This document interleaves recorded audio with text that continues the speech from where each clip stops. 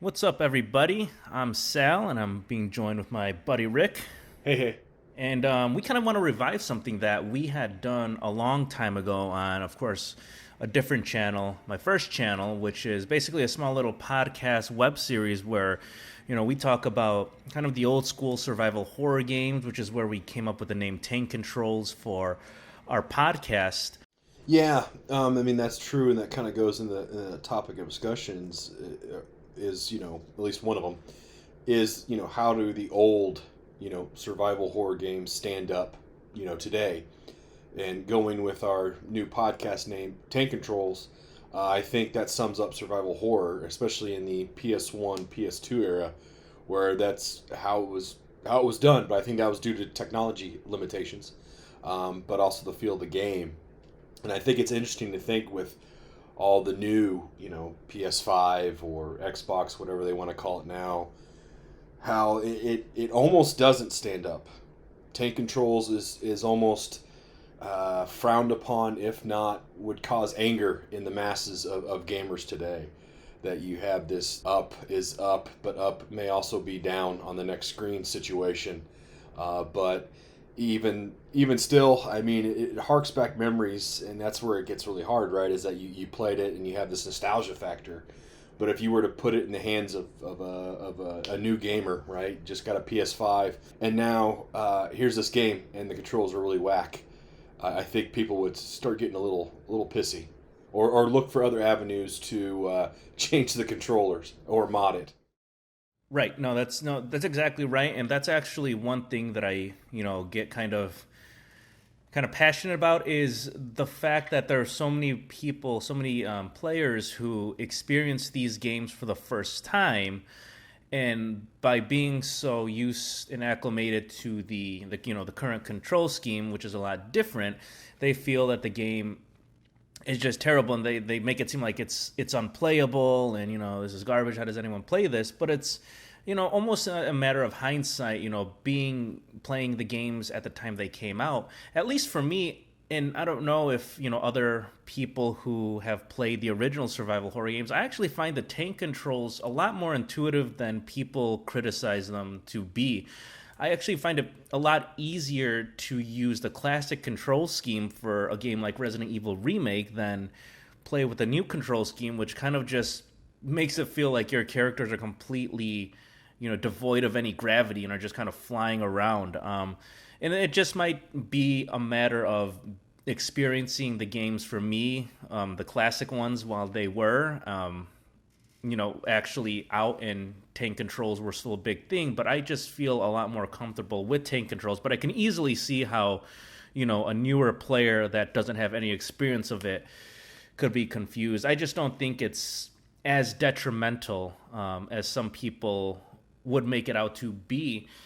And with a game, like the original Resident Evil, like Silent Hill, even with Alone in the Dark, it just seems like it fit that style of game. And for me, that's what made tank controls a lot more justified.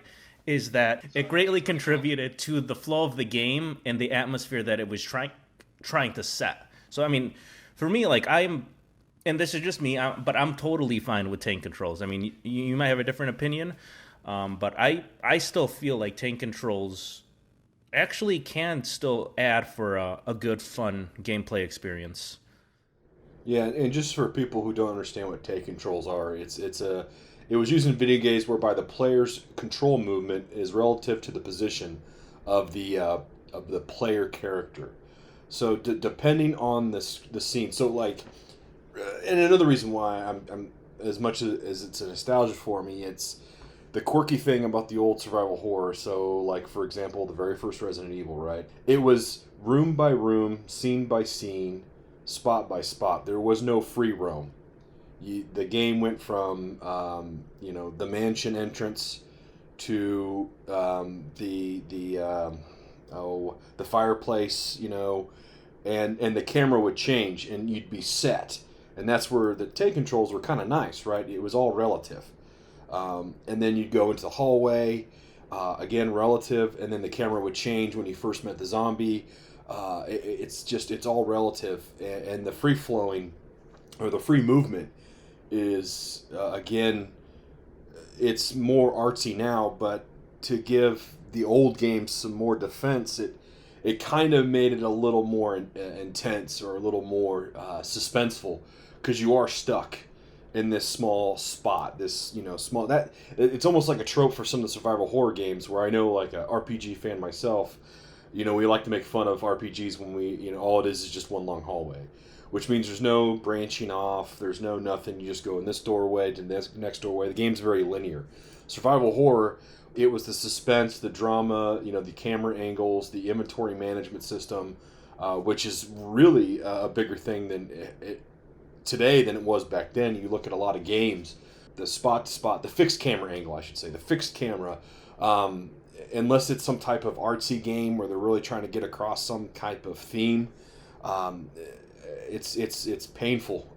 Silent Hill 2 was kind of cool, and Silent Hill 1, where you could mess with the camera. I think it was what's using like R1 or R2 or L1 or R1, where you could turn the camera around you. But Silent Hill had something more than Resident Evil did. Silent Hill had a longer period, and they were going for a more cinematic movie approach, whereas Resident Evil was kind of on new grounds. I mean, I know there's Sweet Home, that SNES game. Yeah, it is what it is. The game's pretty brutal, but I mean, Resident Evil was doing something a little different and really kind of going off using the zombie deal. But the fixed camera was just part of getting the game out, right? And it was more the suspense, the music, the zombies. Using a gun really wasn't that helpful. Well, now it's like ammo, guns, whatever it is. A knife is like a crutch to help the player through. Where in the old days, games were unrelenting sometimes, and you just had to deal with it. I can bring up Ninja Gaiden, and anybody who played Ninja Gaiden on the NES will probably cringe at its difficulty. That's just how it was. Now, you die 3 times, the game will ask you, do you want to play it on easy mode? And I think that's one thing that can hurt survival horror now. I mean, Resident Evil is a very fucking easy game to play. It really is. But there are times in that game where it can be unrelenting and brutal, especially with tank controls, especially with how old the game is, to kind of speed run it or run around or get through it, where sometimes that difficulty can be a pain in the ass and could piss people off. Because in a sense, it was unrelenting. Yes, there was easy, normal, hard, whatever. But again, there are points in that where it would get frustrating. Yeah, and I think to me that was a big part of the charm of survival horror games is like you mentioned, there's that level of stress and tension. Am I going to live? Am I going to have enough resources to make it to the next save room? Am I going to be able to save my game? And part of, all those little elements that you don't really think of when you think of survival horror, that added stress on you, the uncertainty, really made the games a lot more satisfying to play. Whereas, you go through room to room and you might not have saved for 30 minutes. And if you're, if it's the first time playing, you have no idea what awaits you. Every action and every response from you counts and is critical. And there's just a certain level of not only nostalgia, but of accomplishment and of critical strategic thinking that just instills you when you play the classic games. And I think, it's not so much survival horror's fault that, as the games, transgressed, it started implementing a lot of the things that newer games do, i.e. a continuous system, assistance on some of the harder parts, like you said, if you die too many times. But for me, it just took away the finality of the situation and the severeness of it when it's like, okay, well, I got a checkpoint because I just came through this door. And I think that's just a completely different vibe from the survival horror games today, is you had that extra sense of fear and tension of, am I going to survive? Am I going to make it? Am I going to be able to save my game and progress? And I think, with Resident Evil in particular, because even, correct me if I'm wrong, but Silent Hill didn't have limited saves. You could save as many times as you want, but it was still, separated within, each save room. But with Resident Evil, not only did you have to wait from room to room to save, but you also had a finite number of ink ribbons that you could use. So that just goes to the whole, item management, resource conservation tactic that, it's that's like you said, it's still prevalent in today. but I think the fact that Resident Evil was, it gave you the limited inventory system. Then you had to figure out whether or not to backtrack or to take stuff or leave stuff behind. There's just that whole extra level of strategizing that came with those games. And I guess that's one of the reasons why I like old school survival horror games a little more, is that you had to think more. It wasn't just, okay, you're moving through and you're blowing things away, whether or not you have the ammo or not. The goal of today's games is mainly, okay, kill everything in sight and get to the next room. Now, that's not every survival horror game today, but it's a lot of games. Whereas, back then, it was a lot more dependent on your choices if you're going to have a good gameplay, a good run or not.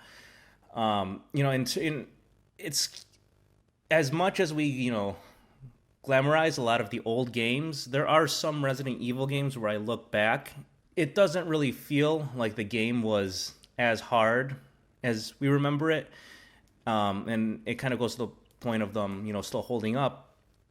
I think there were quite a few earlier Resident Evil games, mainly the first one, which laid the groundwork, but I think in hindsight is not as completely effective as a survival horror game as some of the later games. I think Resident Evil 2 did a much better job in terms of, hammering home the item management, the limited resources, the short amount of ammo you had.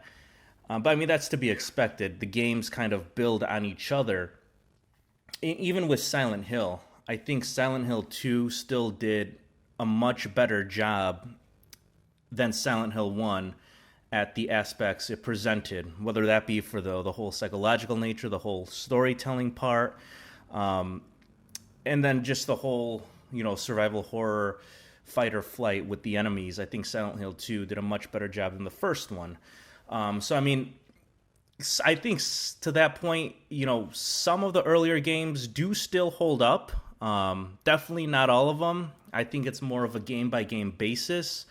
Whereas, I'm not just going to lump everything together and say, oh, well, all of the Resident Evil games still hold up today. Because there are some that, like I said, just don't. A lot of them do, but some of them don't. No, I mean, yeah, but I mean, I always feel like that, Resident Evil's like the crutch, but the problem was it was the progenitor for, survival horror. It got super fucking popular that they were already in production for, Resident Evil 2, which obviously changed. We talked about that in one of our earlier podcasts. But, I mean, Silent Hill definitely went somewhere. But, I mean, it really started to break the barrier, right? Because I remember, I try to remember. It was an RPG. Started with K. Delka, something. But it was a survival horror-ish RPG, role-playing game, which, that you never think it would go down that road, right? It would just be like a horror role-playing game, but it was something different, and the combat style was kind of like Resident Evil, but it was more, again, tactical role-playing. It was something different, something cool, but when I think of survival horror, too, I think of the old, these old PC point-and-click games.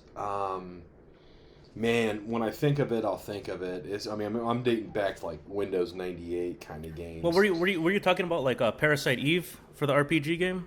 No, Parasite Eve 1 and 2. I mean, Parasite Eve 1 was awesome. But no, it was a different one. It is not well known. I want to say I played it on an emulator. Because I think if it is released in the US, it's probably going to be very fucking expensive. Oh man, it would use like MPEG artifact videos.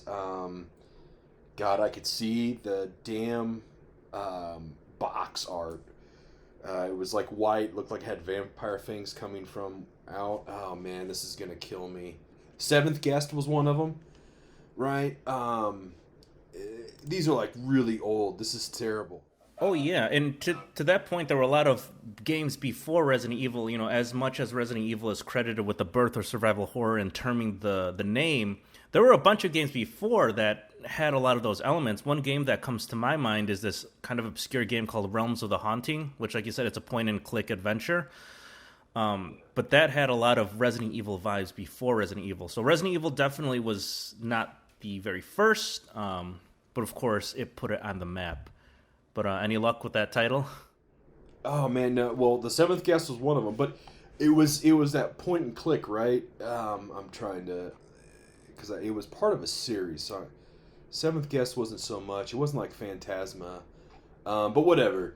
But like I go back to like my old days, right, of playing those spooky point and click games. But there was a sense of like survival. There was a sense of like, this is it. If I do the wrong thing, I get the game over screen, and I hope I saved, because if not, I'm screwed. So there's like, it's like this ever evolving. So you go from the old PC point and click, you go, from created scene to created scene to created scene, and you're always trying to make sure you're making the right decisions. I'm still looking it up. I think that's why I like survival horror when it came out. With Resident Evil, the very first one, there was that, oh man, I'm screwed. It's not Phantasmagoria. One of them got like remade, like not like awesomely remade, because it had this fucking terrible Creole accent guy, but the original was done by he played the original It. He was in Clue. God, Gabriel Knight, The Beast Within. Boom. Oh, my phone or my Mac dinged right when I said it. So yeah, I thought you played that Gabriel on purpose. Knight. I thought you did that intentionally. No, that was totally unintentional. So hopefully my mic picked it up. But yeah, so it's like that point and click. It was that whole. It just worked for me because what I was missing was, I was a guy that played Quake. I played Doom. I had all that free roaming, and it's like, oh man, just think if I could have the movement kind of like Doom, but it was really like more horror oriented, where it's not all about your guns, it's about your wits and your thoughts and how are you gonna do this and how are you gonna do that. We got Resident Evil, we got Silent Hill, we got Dino Crisis, we got a whole bunch of shit I'm probably fucking missing because Parasite Eve from an RPG, Alone in the Dark, which was like one of the last on the PS1, I want to say, from a survival horror, because what was it? Resident Evil 2 was 98, Resident Evil 3 was 99, and then we had to wait quite a while for 4, and Code Veronica was put on the Dreamcast, then PlayStation 2, and then we got Resident Evil 4, we got the great Silent Hill 3, and then you had Dino Crisis, and then Dino Crisis 2. Parasite Eve was both on the PS1. So it's like this golden era, right, of like, you can hark back and you can always think of things in like very fond memories. Like, this was awesome, this was great. And then it just kind of lost its fluff. There were some games out there, right, like the most recent that comes to my mind is either Amnesia. That was the PC indie game that just took the world by storm. And then there was one more, and I had it up. God damn it. You could talk Dead Space, the first Dead Space. That's cool. Fatal Frame, which got really big on the PS2 era. But God, what was it called? It was God. My buddy Sean and I like freaked ourselves out playing it. We only played it for like 20 minutes. Outlast. So survival horror kind of like changed into this. You have no ammo. You have nothing but like something to keep the bad guy away, but it doesn't stop them from killing you, right? It either gives you a heads up that they're there, like in Silent Hill 2, or just Silent Hill in general. You got the, like, oh shit, something's here. But they like take everything away from you, and it's just your wits and trying to get to places as fast as possible. For me, I know you're the Resident Evil guy. For me, it was all about Silent Hill because 1, 2, and 3 at least. And The Room, it doesn't bother me as much. I played it like 3 or 4 I months actually, ago. Like, it's not that yeah, bad. we're not going to go into a full Silent Hill analysis, but I actually really like Silent Hill 4, and I think a lot of people, shit on it for, the wrong reasons. But I think, obviously, it's a different type of game than the other Silent Hill games, but I think it was pretty effective and still, gave us the ideas of what Silent Hill was. So, I'm very favorable to that game. Yeah, and I almost consider it kind of like, so you got the Dark Souls trilogy, right? You got 1, 2, and 3. 1 was awesome. 3 was amazing. 2, it's a 50-50 at best. More often times than not, you hear people like talk shit about it. I view Dark Souls 2 like I do Silent Hill 4. If they just would have put it in the universe, but didn't put the name on it, right? Like they could have called it The Room, a Silent Hill story.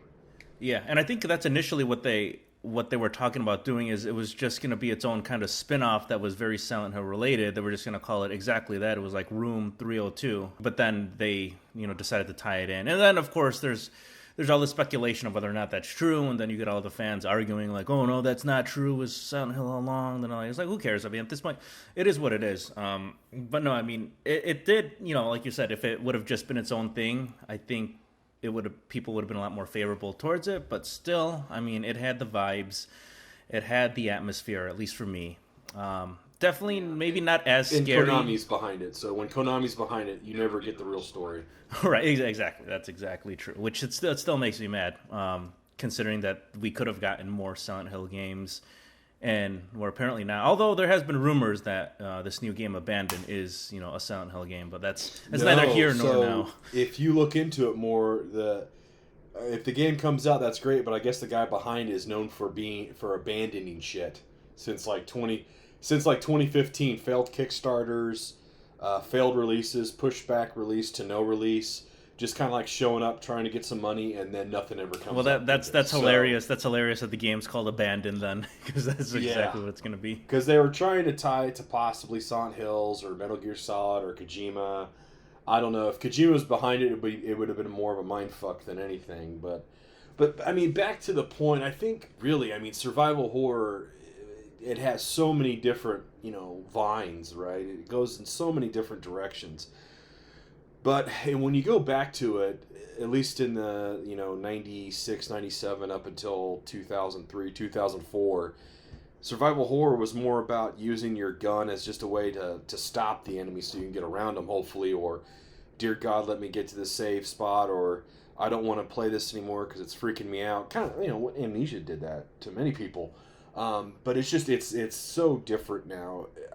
I think for those that respect the game, when I say the game, I mean like what survival horror really is. I think they can go back and play certain games. I think Resident Evil 1 is nearly unplayable because of how early it was in the life cycle of the PlayStation. Like I've got it for the PlayStation 1 and the Sega Saturn, which sounds terrible, but it's true. It's a hard game to play because it's so fucking dull. But again, that's what happens, right? Like, it was the first of its kind on the PlayStation 1. They didn't know how far they could push the boundaries. No one had really figured out the PlayStation yet. So it's a little dull. It's a little hard to play. The graphics are really, really bad. And I'll say for sure, I mean, RE2 is still playable on the PlayStation. I could play that, and so is RE3. And Silent Hill, if I lower the resolution or try to play on a CRT, like those games are actually playable. Like I can pick those up from the PlayStation 1 era. Dino Crisis isn't too bad, and I can play and I can enjoy and I can have a nostalgia trip, and I like it because there's shit that I forgot, and I'm like, oh shit, how am I supposed to do this, right?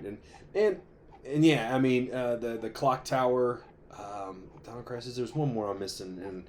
Someone will put something in the comments. Hey, you fucking. There's like a million games. Of course, we're not going to mention all of them, but I think that's absolutely true. And then another thing that we have to take into account with Resident Evil 1 is, of course, it has its remake, which is to me the quintessential version of experiencing Resident Evil 1. It's completely different. Yeah. Well, I mean, it's the same. It's a remade game, but it's completely different in that regard. But that game, I wholeheartedly feel, is still playable today. Oh yes, and I think even at the time, because right. it's been remastered for the next gen, but even at the time it came out in 2002 on the GameCube, I think just that version alone was still a lot better than a lot of today's games. And I'm talking about the GameCube release, which is actually, when you think about it, not only from the game perspective, but from a technical perspective, how great it looked visually, how intense all the graphics and all the lighting mechanics were. That's way ahead of its time.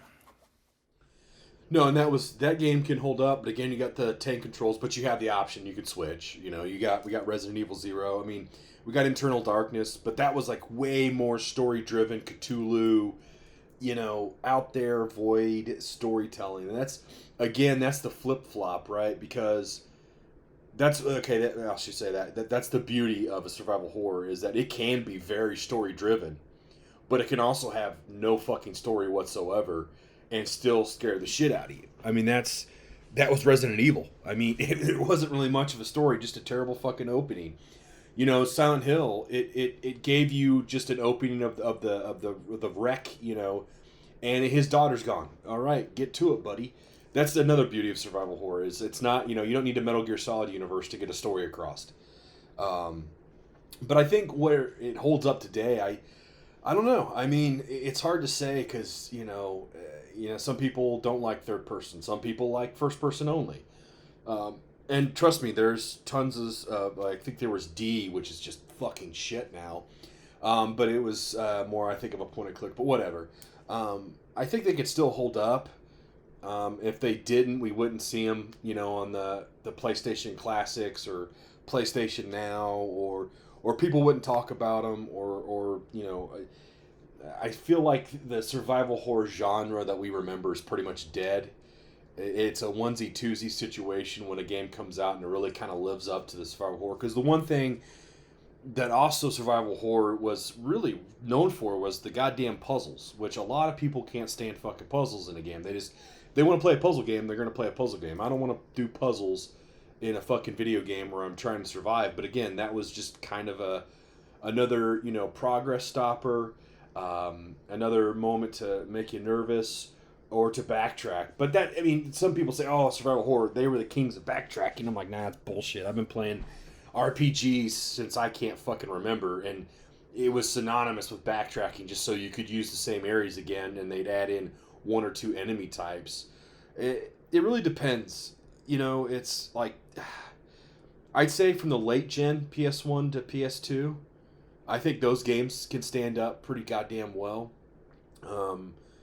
But and then you got into that really weird survival horror where it wasn't even survival horror. It was just jump scares and a lot of ammunition. And the games just kind of like rushed the scary and got right into the action. So I don't know. I could see some people really enjoying them if they haven't. I would highly suggest don't play the original Resident Evil. Play the remake. You can get it for like $10 online.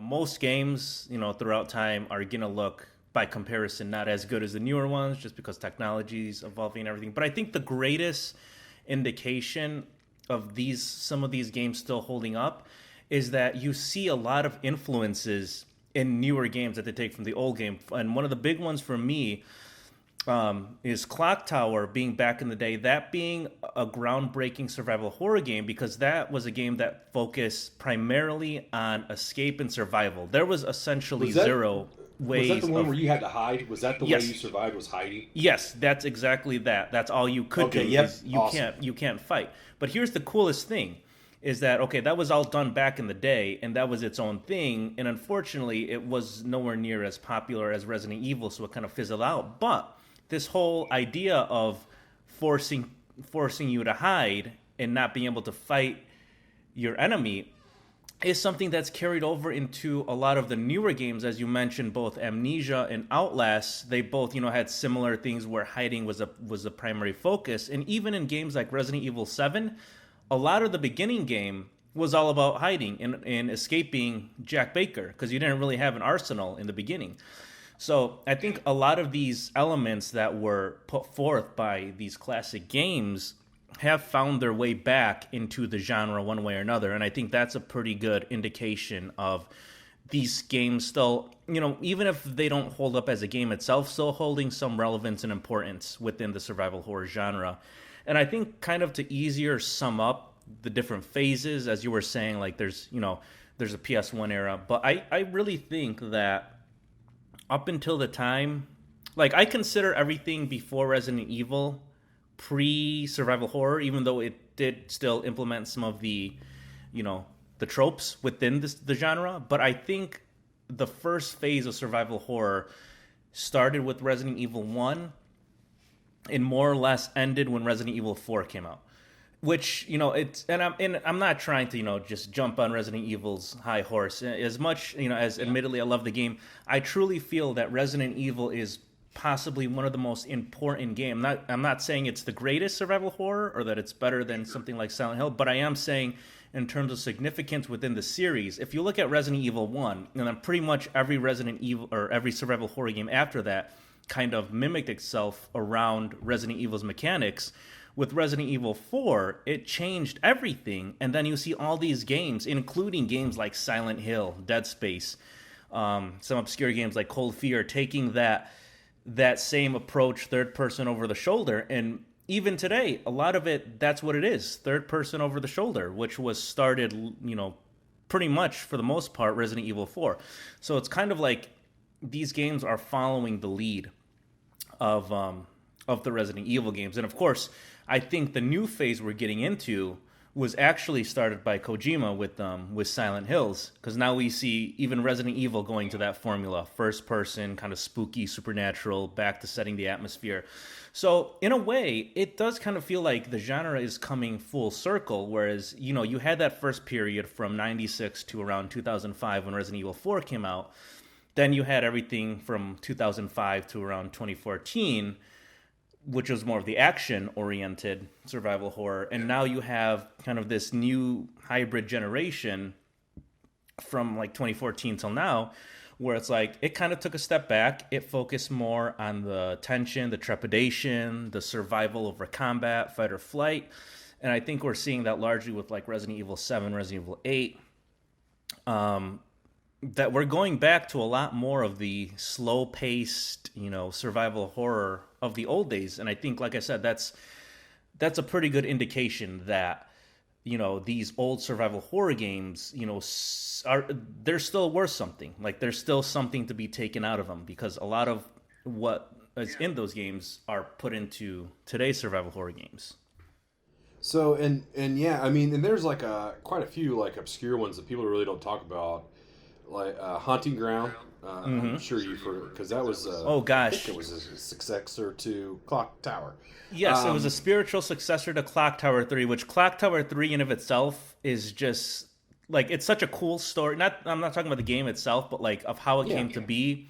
Like Capcom literally took it over, and then they changed it, and they hired the same film director that did like Battle Royale, and then he put his spin on the story, and it just turned into this crazy game that's kind of polarizing. But I mean, it was so cool how much it changed but became its own thing. And then, like you mentioned, Haunting Ground, which that game is notorious for being extremely rare to find. Like, I literally was looking it up on eBay the other day, and brand new copies can easily sell for over $5,000. So it's a very rare game. Well, it's because it's got a dog, man. I mean, how many survival horror Exactly. do you actually have a dog that's actually useful? But yeah, I mean, you had stuff like that. Like the one that I really got into, and it kind of sort of got a remake in the PS3 era, was Siren. Yes. Okay. Yeah, I'm familiar with that game. The fucking thing I loved about it, not just because it was kind of like episodic, but when you were like I can't remember what mode it was called, but it's essentially like you're hiding, but you take the view of the demon people trying to find you, and that is suspenseful. I'm like, oh God, don't find me, please. Yes, it's called Sightjack. Yes, Sightjack. Where you basically when they were showing me the tutorial to play, I'm like, what the hell? Like, this makes no sense. What the hell is Sightjack? And then I think about it, I'm like, oh shit, you're jacking their sight, so you can see them. Yeah, dude. And to your credit, to the game's credit, like, I played that game fairly recently because I saw it in the PlayStation Store and I bought it because I heard about it, but I never played it. That game, that gave me genuine like scared emotions that I felt like when I was playing earlier Silent Hill games, where it's like, this is tense. Like, I'm kind of scared to, go into the next area. And the great thing about that game is that it's so dark and your vision is so obscured, which, leads to the whole gimmick of it, where you need to take control of the enemies. I think the level of tension in that game is just insane. That was awesome, because there is a point in there where you're hiding from, I think, a cop. And he's like wandering around this little shack that you're hiding in, and you're waiting for him to get around like one corner so you can like duck under and get out of a doggy door or some bullshit. And then you can kind of run for it, but you still try to sightjack just to make sure. that he doesn't catch you. It was that, and like I remember Fatal Frame used to freak me out because you had to use the camera to take the picture to essentially get the ghosts away from you. That was always kind of freaky. I mean, some of those games used a different thought process, and that's why the Fatal Frames were awesome. I think one, I know I played one. I want to swear I played three. Two, I don't think I ever played, which I think is another hard one to find, possibly. Fatal Frame 2, Crimson Butterfly, whatever. Who cares? But yeah, Siren, it doesn't get a lot of love. People don't know much about it. It was kind of sort of remade on the PS3. I cannot remember what the new name they gave it, but it was essentially the first Siren, just updated with new voices and all that shit, and it was fucking good. I mean, that was something different, and I really fucking enjoyed that game. But I mean, yeah, I mean that was during the PS3 era that I don't have such fond memories of the PS3, and I don't know why, because there were a lot of good games, but I think Final Fantasy 13 just ruined it for me. But we talk about fucking survival horror, right? So you've got the half action, oriented, watch yourself. You have the I have nothing and I have to hide. But then you had fucking Manhunt. That was kind of survival horror-y, man. The first and the second one. But they went all out on that one. I just remember the dude chasing me with the piggy mask, and I was like, what the fuck? That, you could consider that kind of a survival horror type game. That and like The Suffering. Those were like super duper fucking action filled.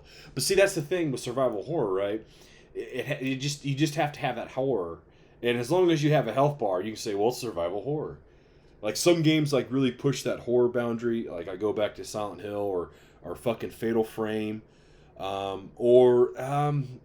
wasn't Haunting Ground. I think it was Rule the Rose, where it was the story that was super fucked up, right? That survival horror, just thankfully that it's got that horror in it, it can get away with shit. Now, the problem with survival horror today is because of how the culture has changed in a lot of places. You have to be really fucking smart to get away with certain things to not piss everybody off, or I should say the loud minority that can get on Twitter and just ruin the game because a butt cheek was shown in a scene when it actually meant something. But I look at if Silent Hill 2 were to be released today, I think it would get a lot of fucking flack, especially with a lot of the undertones in that game. And that's the shitty part. I mean, but to be fair, that's not just survival horror. That's pretty much any game that does anything, stepping over the edge. You're going to have people that complain or offended. But yeah, no, you're totally right about Silent Hill with its themes kind of being released today.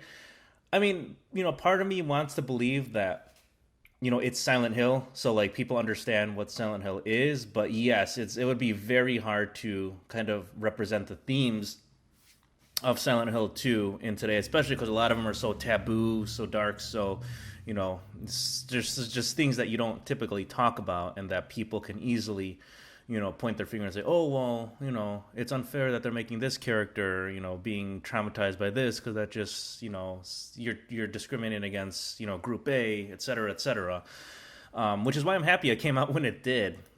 And I think but see, in a way, that was, to me, one of the greatest parts of Silent Hill 2, was just how freaking demented and twisted they got with the themes, whether it be, incest or rape or being bullied leading to murder or murdering your wife. Like, to me, Silent Hill stands above and beyond from most other survival horror games, just of how transcendent it was as a media form, as not just a video game, but as a form of media, as a storytelling, as a work of art, just of the different layers of story ingrained within it, and then the psychological undertones and how the game represented that. Like, that's a true definition of the medium being a video game contributing to the elements of its story. A man who murdered his wife and is now atoning for his sins. Like, it almost feels like everything in that game was designed with such a specific purpose and intent to drive home the story. And that, to me, is why I feel the Silent Hill 2 is the best game in the Silent Hill series, and I know for some reason a lot of like the hardcore Silent fans like strongly disagree with that, but I believe that Silent Hill 2 is the best in the series. Yeah, and I think I don't know. 2 and 3 are kind of a I don't know. It's like a neck and neck. It is, yeah. 3 is very Um, good too. 3 is very good as well. and one for me just holds a I know technically Resident or not Silent Hill got a remake on the Nintendo Wii, right? But that was just pure shit in my opinion. Well, it was a completely different Um, style. Like I think they butchered. The thing that killed that game was the fact that they marketed it as a remake of the first game because it totally wasn't. I think if you just take that game similar to Silent Hill 4 as what it was, and you didn't try to remake it as Silent Hill 1, it would have been a lot better off. But the fact that people, they made people think that this is going to be a remake, which that's not what it is what kind of killed it. but I think if you're going to go down the remake road, I think you're going to get gangbusters if you did Silent Hill 2. Oh You, gosh, you remade it from the ground up. I mean, Like yeah. you could. I mean, oh man, God, that I almost don't want it to happen because it would get ruined. Um, but it would definitely fucking stand the test of time. Like, yeah, that is something that would. If you brought back Guy, you brought back some of the original voice cast that you could, and like to me, it's almost like don't change anything but just the graphics, man. Like I know that's harder, it's better said than you got to do a new engine, but like do not make it free roam. Still make it linear because even with the linearity of the game, you still spend a lot of time trying to figure shit out. The Pyramid Head stuff. Don't change the story too much. Maybe change the puzzles around a bit. If it's Silent Hill 2, I would say, one of the Fatal Frames should get remade because there's a lot of nostalgia with those games. A lot of people still love them. They don't get a lot of the just due. I don't know if it's because it's a female protagonist. I don't know if it's because, your gun is essentially a camera where you take pictures. I don't know, but like those two kind of really hold it. I'd love to see a Parasite Eve RPG from Square. I mean, they wouldn't have. They could just be like a remaster. Clean it up a little bit. I don't know. Do chibis. I don't know. That would be really fucking cool to me. But yeah, I mean, Silent Hill 2, Silent Hill 3, or hell, fuck, I'll take Silent Hill, the very first one, because that had some pretty heavy overtones. It's not as easy to see now because of playing it on a flat screen or on a 4K or whatever, but on a CRT you could really see what they were trying to get across. The doom and gloom, the rust, the blood, the iron, you can almost smell it. I think those. I mean, if God, yeah, that would be fucking epic. I don't know if I'd really be a fan of a Dino Crisis remake. That game kind of had its time, but I get it with the weird dinosaur shit. But yeah, I think Resident Evil 2, not Resident Evil 2, sorry, fucking Silent Hill 2, Fatal Frame, maybe even Siren. I think those games would definitely get across because I think people are so over like that fucking first person jump scare shit. That's why Fatal Frame I'm kind of in the middle on, because you don't always get a jump scare when you bring up the camera, right? But like Five Nights at Freddy's ruined so much. Like I'm not a big fan of the games because it's just rinse and repeat. And it just got really fucking annoying. I know I'm gonna piss some people off, but it's just how I feel. They're my opinions, not yours, so deal with it.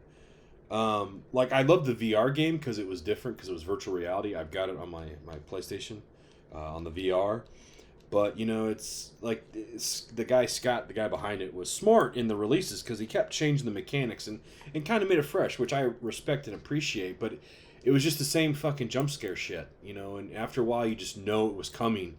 And thanks to people on fucking YouTube and the Reddits and the fucking communities, they just made these games out as like this greatest fucking release ever made. Was it pretty cool? Yeah, but it was the same shit almost every time, right? But that goes back to you could say the same thing to survival horror. It's the same shit every time. But at least it's not a constant fucking jump scare every single time, and you got to click this and click that. I don't know. I got tired of it really fucking fast. But like you could probably go on Steam and see the average like play time. It's probably like 3 or 5 minutes, and then people are like, "Yep, I'm done. This was fun. Next." But I will give props to the VR game. That made it a lot better. But going back to my point, not to get off on a tangent, I think my primary run would be fucking Silent Hill 1 through 3. Pick one, remake it. You're gonna win every time. I think like as cool as it would to see any of those games be remade, I think it depends largely on who's remaking it. Just because in the right hands, I think it can do a tremendous job at being brought into today's day of age. But in the wrong hands, something like Silent Hill, pretty much any of the first 3 Silent Hill games, as beloved as they are, you can easily just fuck up by just completely missing the point. Who did the Demon Souls? Was that Blue Point? I'm not too sure about Demon Souls. Because I've got it on my PS5, and they fucking took care of that game, man. Like, it is beautiful. I played Demon's Souls on the PS3, and if you played Demon's Souls on the PS3 and then you played Dark Souls, you definitely saw a nice, Blue Point Games with assistance from Japan Studio for Sony SIE. So if Blue Point Games got their hands on fucking Silent Hill, the original trilogy, I think it would be in great hands because they did a fantastic job on Demon's Souls. They really did. Yeah, I mean, as long as Konami can pull their heads out their ass, which I don't even know what the status of Silent Hill is within that company. I don't know if they're going to treat it like Metal Gear Solid, where they just forget it existed, or, I mean, it can make money. A Silent Hill remake could be very good. Like I said, as long as it's done right, and Blue Point's the one that does it. If they do a good job, like they keep it, to what the originals, the beauty of it, which is going to be very hard, just of how much of a work of art. It's kind of the same thing with any classic movie that's really good. It's like, you have that split feeling where it's like, it would be really cool to see it remade, but at the same time, it's going to be kind of hard to hold a candle up to the original. And I think you see it all the time. So honestly, for me, I would probably like to see 2 games remade. And the first one that I think would tremendously benefit from a remake would be one of the first Alone in the Darks. And the reason I say that is because when it came out, obviously it came out before Resident Evil. It's a lot more outdated than Resident Evil is. It's a lot harder on the eyes. It's a lot harder to play. It's a lot more of a pain to play. But if you take it down to its very core, I think the main element of the game can be scary as fuck if done right. Because if you look at it, Alone in the Dark is more isolation than Resident Evil is, because you're one man alone in this spooky-ass atmosphere. Whereas Resident Evil, you're cops with the team. This dude, you're literally just one private investigator who has no idea what the fuck is going on. And the whole idea of mixing H.P. Lovecraft and all the Cthulhu-styled elements within it could make for a very dark and foreboding game. And if done with the right lighting, the right mechanics, it could be really scary. I look back at Alone in the Dark New Nightmare, which was a game that came out in the PS1, kind of in the midst of the whole Resident Evil / Silent Hill, survival horror era. It was actually kind of an underrated, underlooked at gem, just because it kind of got buried within the other games. But that game did a pretty tremendous job at building the atmosphere. And that game did a very cool job of using light as your main source of defense. So basically, your light, your flashlight, is your main friend against the monsters, because only in the light they could be killed. So, I mean, going along those themes, I think mechanically, Alone in the Dark would make for a very, very cool, tense atmosphere with a lot of dark visuals that are mixed with this unique element of light that can cause for a lot of tense moments. If you just think of it kind of in the same vein as like a Victorian style house or mansion. It's Bloodborne just with lightsabers. Although I wouldn't call them necessarily lightsabers. I'm joking when I No, no, say no, no. I get lightsabers, you. but I get you. It's just I don't mean to sound like lights all powerful. It was just an element that yeah, helps you fight the demons. It's Lovecraft, so I mean, all that stuff is gonna mess with you. The way that like a Lovecraft monster looks, all his lore and his mythos could be really creepy, and that's why I think like that game in particular could be a very very cool game if redone with today's standards. Another game that you mentioned earlier that we didn't really touch on is The Suffering. And, you know, yes, it was very action paced, but honestly, that game to me, and I don't know what reason it is exactly, but that's one of the scariest games like I've ever played. Like I'd even put it above a lot of Silent Hill games in terms of its scariness. Not necessarily, you know, a better game, but just in terms of how disturbing yeah, and the fear that it instills in you. There was just something about it. Like I can't really put my finger on it either because it is more action based, but it was just disturbing.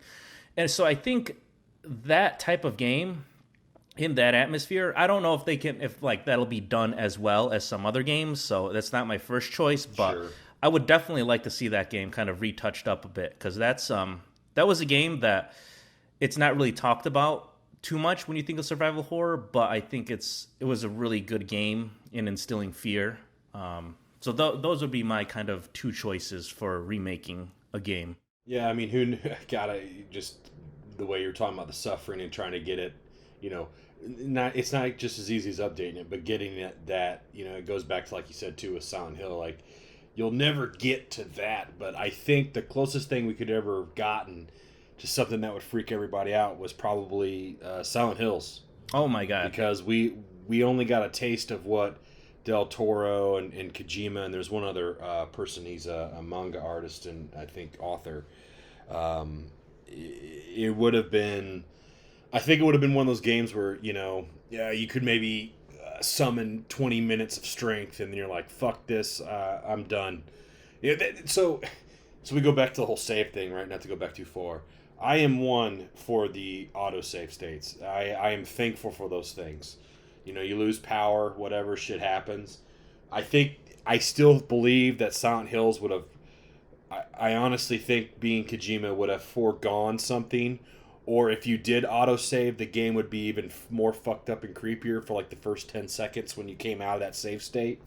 Just knowing how he works sometimes. Well, I heard rumors, and I don't know how true this is, but he wanted to make the game as freaking immersive as possible. And one of the things he was going to do, kind of along the ways like the game's going to get fucked up, is that if you like agree to this disclaimer, the game could, if you had like a smart setup, like smart lights, smart everything, the game could affect like the lights around your house.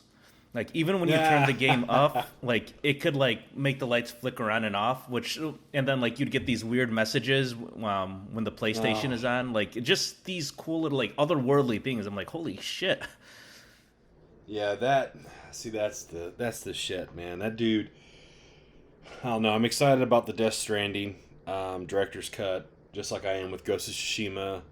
But I really hope that dude just does a fucking horror game. Get it out of your system, dude, because what he gave us with PT with the playable trailer is something. That game, it was a fucking trailer. It was a demo, and it gemmed. I mean, that thing was immense, and it was not even a full fucking game. It was.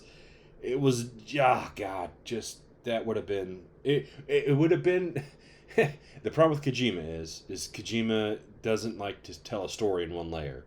It would have had like 15 fucking layers to it. It would have been like a, I don't know, man, like a triple turkey bacon ham cheese triple, you know, from McAllister's, you know. And there's so many layers to it, you don't even know where to start and where to finish. But that game would have been freaky as fuck.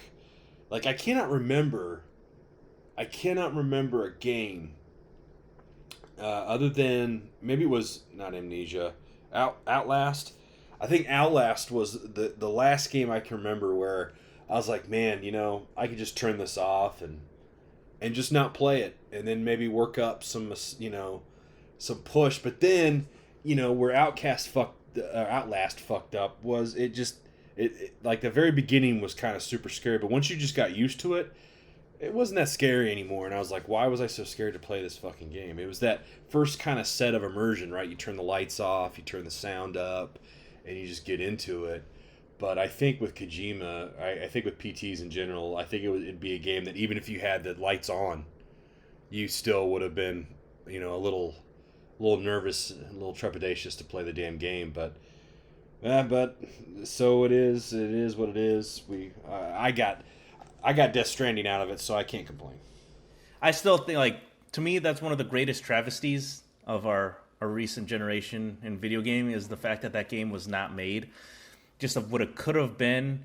And if you think of, Kojima's work in Metal Gear Solid, a lot of Metal Gear Solid towards the end, towards like even maybe going back as far as Peace Walker, but then going into like the Phantom Pain, it had some element of like this just supernaturalness to it that like it wasn't a full on straight up horror game, but like it had some scary parts. So like if you think of what he was kind of going towards and then how he could have incorporated that into Silent Hill, which like you were saying, I think it could totally work telling the story in different layers because that's all what Silent Hill is. It's layers upon layers upon layers. So I actually think that Kojima's style of storytelling would have been great for the narrative that they were trying to push with Silent Hill. Gameplay wise, I've heard a lot of people who are very critical and very not so optimistic of Kojima making a Silent Hill game. But to contradict that, like I feel like every Silent Hill game, what makes it special is that yes, it's part of the same series, but every game is kind of unique to itself in terms of what it brings and what it represents. And I think Silent Hills, the game, would have been completely unique to itself in terms of its style, its presentation. So yes, it probably would not have played exactly like the other Silent Hill games did, but the important part is that it exhibited the same type of, just psychological weirdness and layering that Silent Hill is known for. And it would have been one hell of a very, terrifying experience. And I think it's just a big shame that it's never going to happen now, like realistically. And I think what we did get though, because I think you and I have talked about this before. I've called Resident Evil 7 a love letter to the original Resident Evil trilogy, right? By how it paces itself, and you get to these different spots, and then you see, and you could say with RE8, it's more of a love story kind of for 3 and 4. With the atmosphere, the monsters, the look, the feel. We got lucky because PT had heavy influence on Resident Evil 7. I played RE7 full VR, and I loved it. Loved the shit out of it. That was so awesome. But that had it was so scary I wanted to keep playing it. It sounds stupid, but I did. I just kept going. I was like, this is so fucking cool. Because it wasn't like just cheesy jump scare shit, right? It gave you time to kind of like take in the atmosphere, look around. Maybe that's why I like the Five Nights at Freddy's VR, is I was more pulled in than just pointing, clicking, or using my phone. But yeah, it did kind of, in reality, and you said it too, PT kind of started a renaissance. For better or for worse. Other game developers saw the pull that it had in a very short period of time. So everyone kind of jumped on the bandwagon, right? So it goes back to what you said earlier, this evening, was it's kind of like a trend center. It goes with what it gets, and whatever's popular, then everyone else starts picking. You could say that with anything. But it definitely started something really cool. I think it still worked out to our favor because I think it benefited for something like Resident Evil 7 that really harked back to the old days in a new set of eyes and a new world and a new story in essence, and it worked out. I haven't finished RE8 yet, but playing it as much as I haven't played it much lately, but it's been fun. It's fun. That's all I really care about now. Is the game fun? Yes, okay, then I'm having a good time. I'm not so much into the whole trying to critique every single fucking thing about games like some people I speak to. It's like, look, dude, I spend my $60 or whatever. Is the game fun? Yes, okay, next. I'm not going to sit here and get all shitty because it's not turn based. It's an action role playing game. Yeah, well, is it fun? It's fun to me, so I don't really care what your complaints are anymore. I'm just getting old. I'm getting old, and I just don't care as much as I used to about shit. Like That's fair though. I mean, yeah. I mean, okay, you might be getting older. I mean, that's a different story. But like, I kind of feel the same way about, and I'm probably getting old too. But it's like I feel the same way about how people kind of complained about the Resident Evil 3 remake. Whereas, like, I understand, okay, it didn't do as much as the Resident Evil 2 remake did. It didn't do as much as it probably could have. But at the same time, I think it did exactly what Resident Evil 3, the original one, did back in the day. And that's make a, slightly longer expansion of Resident Evil 2 with a few new characters and a few new monsters. And I think it's pretty much quintessential of what Resident Evil 3 was. So it's like, if you were expecting them to turn Resident Evil 3 into something epic like Resident Evil 4, it's like, that's not really realistic. So, I mean, from what it did, I really like how they represented Resident Evil 3, and I think that's how you kind of should judge remakes is, okay, did they do a good job at representing what the original was? And then did they update it, with next-gen stuff? And I think that checks both boxes for me. Yeah, I can't remember the YouTuber. I think he said Resident Evil 3 is both overwhelming and underwhelming at the same time, which I'm like, so it's fun. No, but if you go back and you play the original RE3, it's not a long game. And the remake of RE3 is not a long game. It paces itself nearly like the original. The game wasn't built like 2 or 1, where you had time to go search, and it was based on the whole look around, find, see, that. You had Nemesis on you, and we got a hint of that in the original RE2 with Mr. X, right? And then more so with the remake, where Mr. X just follows you around for what, 2/3 of the fucking game it felt like. I liked it. I'm not gonna complain about it. I was really happy. My only complaint is why the fuck do they not just do a Resident Evil remake? I know we got the GameCube one, but Jesus Christ, Capcom. I mean, go back, redo Chris, because it looks like Chris now looks like Chris kind of in RE8. It just, I don't know. Maybe they're going to use the money from the Netflix series to help finance Resident Evil remake, because I want to see Wesker look cool. They kept kind of fucking with him, and they ruined him in Resident Evil 5, which we're not going to get into. But yeah, I mean, there's still hope. I mean, survival horror is still, survival horror. It's just, it's hard to explain. It's like, it's like, I don't know. I don't drink Pepsi or Coke, but it's like, it's the same shit. It's just the packaging's a little different. They've changed the colors a little bit. The designs are. I mean, I'm speaking in what euphemisms here, but. It's just at the heart of it all. It's still it's still fucking coffee.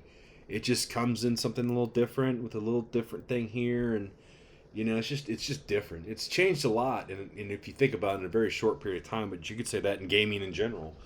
But what I am hopeful for is with virtual reality becoming more and more of a tangible thing, and these apps on your phone that can play augmented reality games. Right, just by using your phone, it'll show things, and like Pokemon Go. What was it? That was an AR game, right? It was augmented reality. You'd walk around and try. That to me would be the coolest next step for survival horror. Is that whole full virtual reality experience? You put the headphones on, you put your little visor on, or some type of augmented reality with your friends in a phone. That to me is like almost like a challenge, right? But the old school Rick, I want that console. I want to sit there with my controller, about 6 things of water, so I don't have to get up and just be zoned out for an hour or two and just be immersed. That's the beauty of headphones these days. People put too much money into a fucking set of headphones. Don't get me wrong. I think it's fucking ridiculous what people pay for these goddamn things. But again, when you're playing a scary game, survival horror, whatever, and you got the headphones on, that really helps with the immersion factor, and that really kind of starts to pull you in a little bit more. But again, that's why I like the VR, because it's not just the immersion of the ears; it's just you can't see anything but what the screen and the visor is showing you, and that really just sucks you right in. And I don't know, I'm thinking back to The Room when it would change into that first person mode, and you'd get that immersion by seeing how the house or the apartment would change, or that just that the one thing I loved about The Room was that feeling of like depression and sadness, that you're stuck in this fucking room that has holes teleporting you, but you could look outside at certain points and see the world as it was or as it is, and yet you're just stuck and you can't go out there. And it was just, to me, it was like kind of like a hit of depression. I was like, oh, this fucking sucks, dude. I'm stuck in this fucking portal to hell, and there's people outside going to the grocery store. My life is fucked. Yeah, and like there are so many good themes and like elements of that game that get overlooked, but that being one of them is just the whole confusion, and your mind is breaking down as you're seeing this normal world, but you're stuck in a hellhole where you can go to other places, but they're, one, not the place you want to go, and two, equally as much of a hellhole. So that was a really cool dynamic within Silent Hill 4. I have a lot of good things to say about Silent Hill 4, but more importantly, to go on your point, it's that you hit the nail right on the head with that whole layer of immersion. I think the more focused you are on the game and the less connected you are to the world around you, the more you're going to take out of this enjoyable survival horror fear experience, is that you kind of feel alone.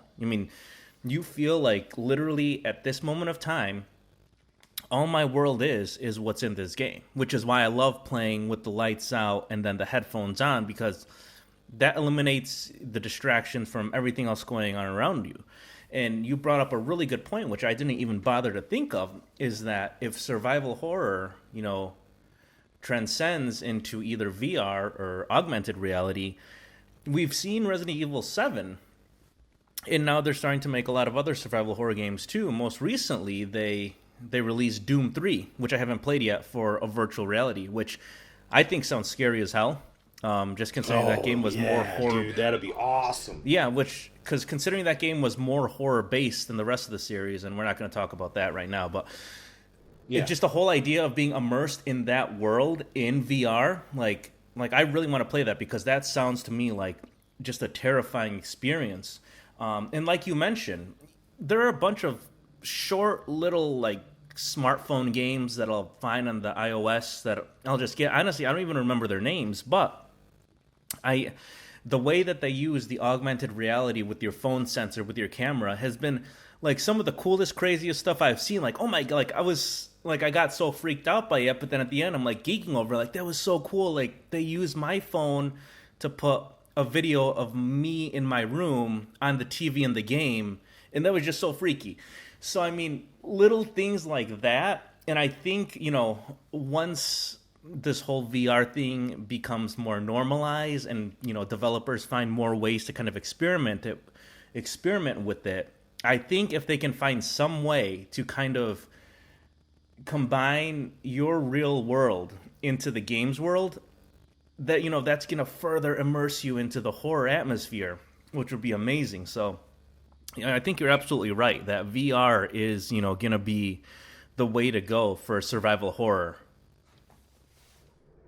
Yeah, and that's I think that hits the nail right on the head. Although third person can be a lot of fun, I think the real end game for survival horror is first person virtual reality, headphones in, and that's the way. And you can still have fun with third person, but I think the true horror aspect, the VR is the way to go. And it just thinking about it makes me kind of shiver. Like, fuck, some of the weird things because like there was that small little, I call it renaissance of like these 8-bit survival horror games. That preyed on the 8-bit atmosphere, but the music played a role and the story really played a role. and you're like, I think Corpse Party is one I'm thinking of, right? It just like really pulls you in, and you're reading the text, and you're like, oh man, this is so cool, and it's like the visuals, they're 8-bit, so they can get away with a lot more than if it was up in today's standards, and then the game would be censored to shit. But that kind of thought process of, sometimes it is survival horror, but sometimes it's more story driven, and I think with virtual reality you can get away with both.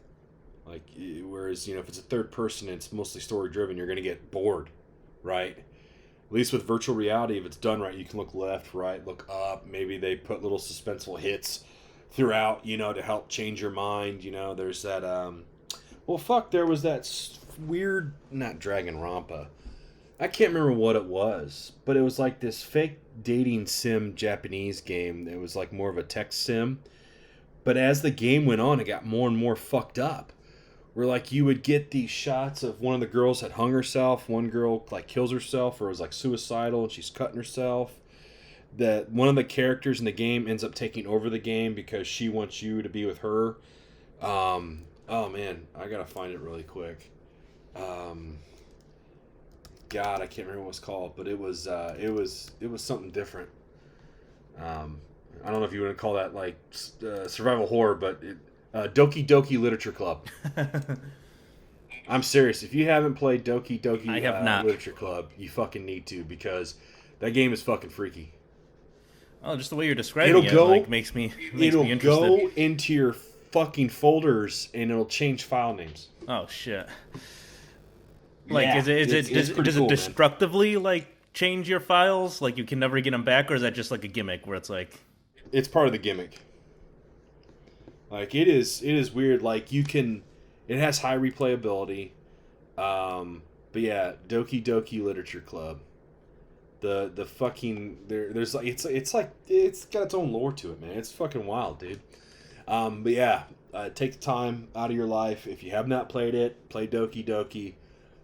Give it a chance, and you will enjoy the shit out of it. Yeah, and I think that's a freaky enough way to bring this episode to a conclusion. But no, I mean, there's obviously survival horror. It's a whole thing in of itself, and there's just so many different faces, and looks and representations, and where it could go. It's endless. Like, I mean, it's kind of been with us for the past going on 25 years, and it's like, to me, it's I wouldn't say one of my, it's probably my favorite genre of games to play, just of everything it incorporates and the type of emotions it instills in me. I just can't say enough good things about it, and I'm sure you have very similar sentiments. And I think I was very young when Resident Evil 1 came out. I actually didn't start playing till like I was 5 years old. So just having it around for that long, kind of being around as long as I've been playing video games, obviously holds a special place in my heart. But I do think that it's, when done right, one of the most powerful forms of storytelling in a video game.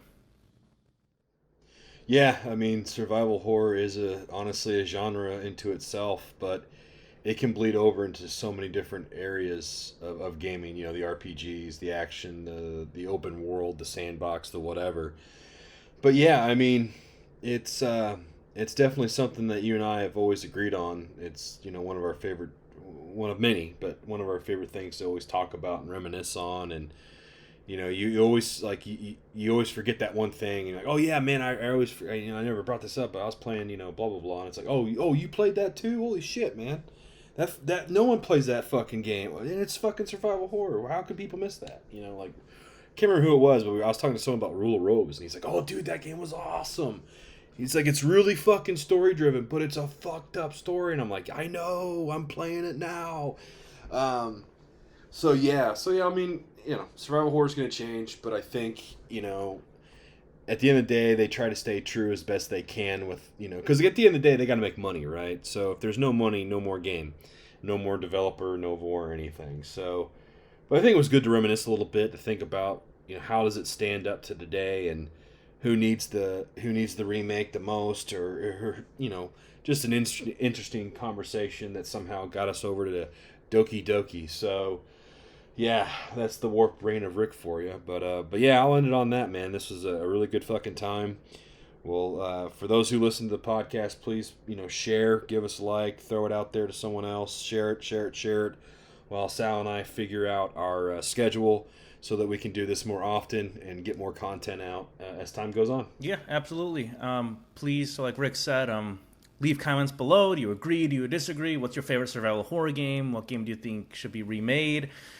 What would you like to see us talk about next? What are some other topics that you think would be interesting to kind of get our perspectives? And of course, we're not all going to agree on the same thing, but these are opinions. We're not attacking anyone personally. So I mean, it'll be nice to hear what you guys have to say, what you guys think about the topic, the games. So just leave a comment down below. Please like and share the video, and thank you all so much for tuning in. And we look forward to coming back with some more tank controls.